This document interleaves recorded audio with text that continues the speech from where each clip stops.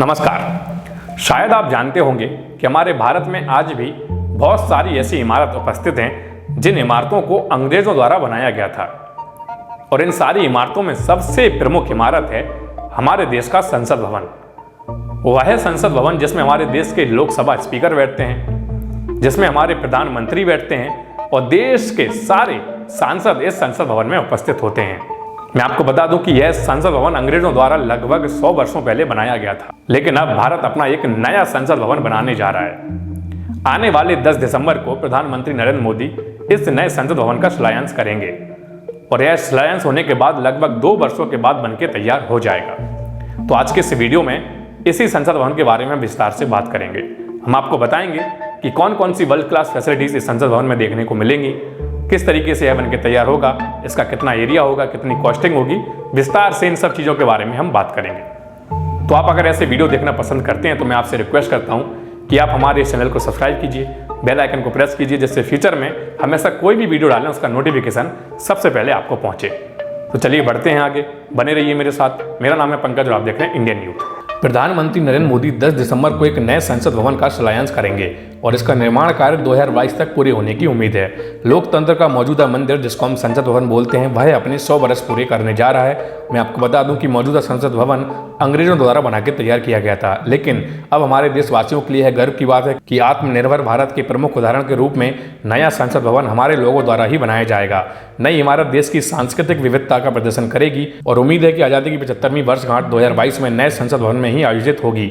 भविष्य में सांसदों की संख्या बढ़ते मद्देनजर रखते हुए नए संसद भवन का निर्माण कार्य किया जा रहा है। नए भवन में लोकसभा सदस्यों के लिए लगभग 888 सीटें होंगी और राज्यसभा सदस्यों के लिए 326 से अधिक सीटें मुहैया कराई जाएंगी।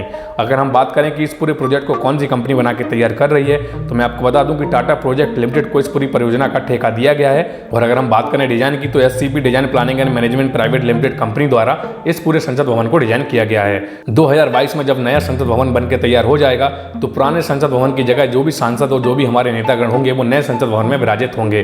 लेकिन अब सवाल यह उठता है कि पुराने संसद भवन के साथ क्या होगा। तो मैं आपको बता दूं कि पुराना संसद भवन का संरक्षण किया जाएगा, क्योंकि यह देश की पुरातात्विक संपत्ति होगी। मौजूदा इमारत ब्रिटिश युग की इमारत है, जिसे एडविन लुटियंस और हर्बर्ट बेकर द्वारा डिजाइन किया गया था, जो नई दिल्ली की योजना और निर्माण के लिए भी जिम्मेदार थे। मौजूदा संसद भवन की नींव का पत्थर 12 फरवरी 1921 को रखा गया था। इसके निर्माण में 6 साल लगे थे। और बात करें इसकी कॉस्टिंग की, तो इस पूरे मौजूदा संसद भवन की कॉस्टिंग जो थी वो 83 लाख रुपए थी। और इसका उद्घाटन समारोह 18 जनवरी 1927 को भारत के तत्कालीन गवर्नर जनरल लॉर्ड इरविन द्वारा किया गया था। नई इमारत का स्वरूप मौजूदा संसद भवन के समान होगा। नई इमारत में एक तहखाना, बेसमेंट, पहली और दूसरी मंजिल होगी और इसकी ऊंचाई भी पुरानी इमारत जैसी होगी, ताकि दोनों समरूपता में एक हों। इस नए संसद भवन के शिलान्यास में कुछ लोग शारीरिक रूप से मौजूद होंगे और कुछ लोग वर्चुअली इसका हिस्सा बनेंगे। और इस नए संसद भवन के निर्माण के दौरान वायु और ध्वनि प्रदूषण को नियंत्रित करने के लिए पर्याप्त कदम उठाए जा रहे हैं। इसमें सांसदों के लिए अलग अलग कार्यालय होंगे और जिन्हें पेपरलेस ऑफिस बनाने की दिशा में एक कदम के रूप में नवीनतम डिजिटल इंटरफेस से लैस किया जाएगा।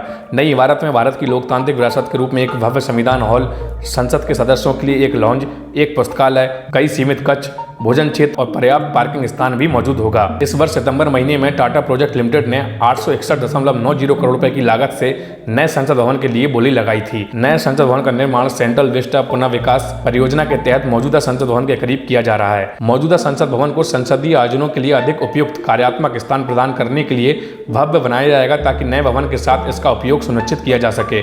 मौजूदा इमारत 560 फीट व्यास की एक विशाल गोलाकार इमारत है। पार्लियामेंट हाउस स्टेट एक सजावटी लाल बलुआ पत्थर की दीवार या लोहे के गेट से घिरा हुआ है, जिसे अवसर की मांग के दौरान बंद भी किया जा सकता है। अगर हम बात करें नए संसद भवन की, तो नया संसद भवन केवल ईंट और पत्थरों से ही नहीं बल्कि 130 करोड़ लोगों की आकांक्षाओं का भवन होगा।